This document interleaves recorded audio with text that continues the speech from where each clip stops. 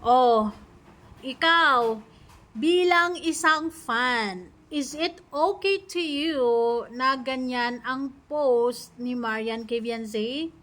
Hmm, comment down sa comment section. So, it's my turn to give my point of view sa mga mm, bagay-bagay.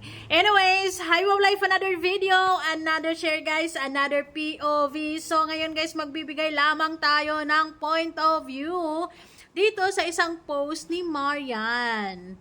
Sa kung makikita nyo dyan, si Beyonce ay tulog and they're maybe having fun. And sa caption niya, sorry baby ko, sleep well. Sorry ka din Marian dahil hindi rin nagustuhan masyado ng ibang mga EDC fans ang trip mo. Ay nako, Jeansy vibes.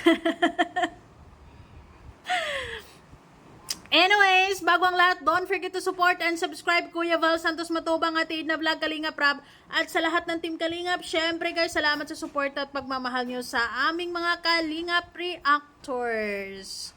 So, this is it. Well, kumuha ako ng isa sa mga maraming comments dahil sa post na yan. Sabi ni ate, bakit ganyan ginagawa nila kay Beyonce? Respeto naman, lalo't natutulog siya. Handa, hindi na kayo nahihiya. Konting respeto naman kung sa inyo ginawa ito.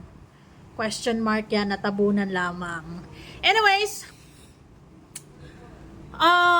may mga banding talaga ng mga grupo ng kaibigan na tayong mga millennials or iba sa atin ang hindi natin magigets. Para sa kanila okay lang, pero para sa atin medyo na-offend tayo dahil hindi lang natin nakasanayan. Pero para sa akin naman, hinay-hinay lang din tayo sa pangbabash kay Marian dahil kaibigan naman yan ni Beyonce. For sure, for her, maybe talagang ako sa totoo lang, hindi ko alam kung gaano talaga sila ka-close. Dahil usually, kapag vibes na vibes talaga kayo, close na close talaga kayo, talagang mapagtitripan nyo ang isa't isa at walang problema talaga. 'Di ba? Ganon. Maybe, marami sa ating mga EDC fans ay hindi lang nasanay sa mga ganyang post, 'di ba? Dahil hindi natin gusto na may mga ganyang post kasi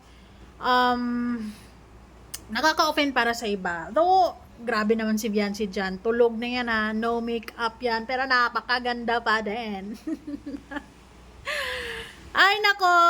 Yes, legit talaga na pala kaibigan si Beyonce. And that's good thing. Na talaga namang, alam mo yon, hindi nahiya sa kanya yung ibang mga Kalingap Angels na sumasama.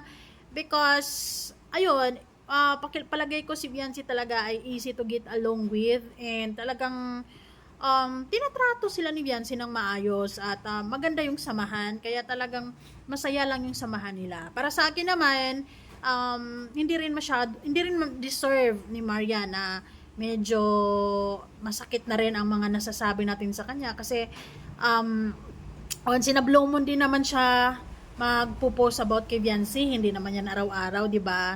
And actually, bihira lang din sila din talagang magkakasama. Siguro ng mga araw na yon hindi or walang pasok kaya nagkaka-banding. So ibigay na lang natin sa kanila yung moment na yon at wag na natin masyadong seryosohin ang mga bagay-bagay na yan kasi totoong mga magkakaibigan naman yan. Kumbaga friendship banding yun. Alam mo minsan kasi yung ibang mga kaibigan nga kapag katulog ay mas malala pa yung trip nila, 'di ba? Walang pikunan kasi they used to it, 'di ba? Talagang kapag ganoon may mga ganyang mga magkakaibigan na minsan pa nga parang this sounds like na parang inaaway na nila yung isa't isa or bashers na sila sa isa't isa, pero pakiramdam para sa kanila yun yung way of nila ba? Pagmamahalan. 'Di ba? Di ba? May mga kaibigan talagang ganon. Ganon sila mag-express ng pagmamahal. Medyo pagtitripan ka ng konti. Ay nako. Anyways, ako naman ay hindi ko nagustuhan yung post na yan, pero hindi ko rin ibabash si Marian. More on the side na intindihin ko because nagkakatuwaan lang sila for sure.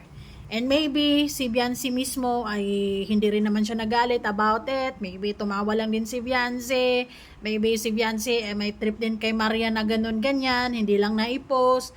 Alam mo yun, gantihan ba? Ganyan. Ano yan eh, Jeansy vibes. Hindi natin kailangan masyadong seryosohin at talagang bakbakan si Maria ng iba't ibang mga salitang medyo masakit na rin dahil sigurado si Beyonce ay nasasaktan din para sa kaibigan niya. At huwag tayo masyadong silus at siluso kung may mga kaibigan si Beyonce. Let her, 'di ba? Let her be. Maging malaya siya sa kung sino yung mga kaya gusto niyang kaibiganin. Basta nakikita natin na hindi nila tinitake advantage si Beyonce. Okay yung relationship nila, maayos, masayang yung bonding nila. For me okay lang yan. Paminsan-minsan lang naman yan, hindi naman araw-araw, like sunod-sunod, mga isang buwan, ganon. Paminsan-minsan lang yan, lalo pat pare-parehasan silang mga busy sa buhay, nag-aaral, sigurado bihirang-bihira lang yung mga pagkakataon na magkakasama sila. And then kapag nagkakasama sila, yun, nagkakatuwaan, banding TikTok, mga ganito, ganyan, ibigay na lang natin yun. Hayaan na lang din natin si Beyonce kung sino man yung mga gusto niyang kaibiganin. Kasi baka sobra nating higpit or hindi naman naghihigpit actually ang mga EDSI fans sa mga kaibigan ni Beyonce. Naobserbahan ko na very appreciative naman ang mga fans kung sino yung mga naging kaibigan ni Beyonce, lalo pat nakikita nila na good friendship ang meron sila, 'di ba? Siguro talagang itong post lang to ni Marian marami sa mga EDSI fans ang hindi lang nagigets or hindi talaga nagustuhan ang trip na yan ni Marian, 'di ba? Kasi tulog si Beyonce and then parang ginanon yung mata ba. So ayun, siguro Marian next time maging sensitive ng konti, 'di ba? Or kung may mga ganong trip man wag na lang i-post kasi yung iba hindi nila tanggap na nagaganyan si Beyonce, pakiramdam nila hindi na nire-respeto, pakiramdam nila winalang hiya na, pero hindi naman ganon.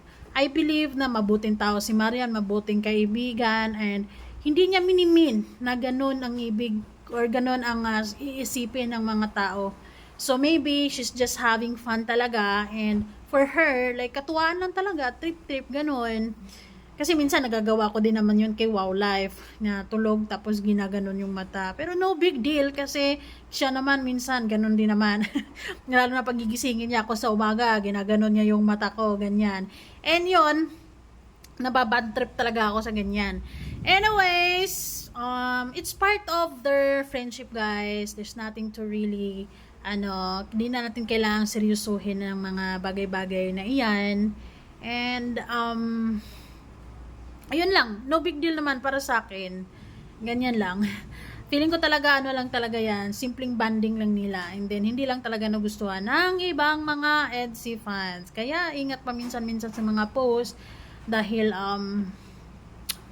ayun, sabi nga ni Kalinga Prab, diba, na ingatan din yung privacy ni Beyonce. Kasi, overexpose is hindi ina-allow ni Kalinga Prab yan. Lalo pati, tuloy-tuloy pa ang serye ng EDSI, 'di ba? So, understood naman 'yun. Hindi na siguro talaga 'yan maulit at deleted na rin 'yan, although na screenshot na rin ng iba. Pero para sa akin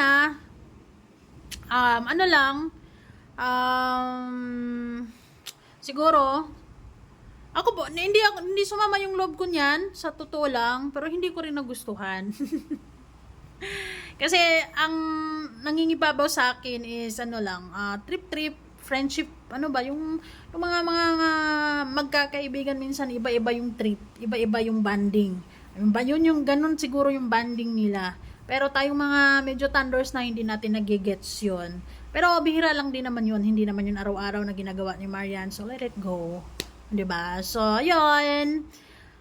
Sana hindi makaapekto sa friendship nilang dalawa, walang magbabago, hindi sana sila maapektuhan sa mga nasasabi ng ibang EDSI fans.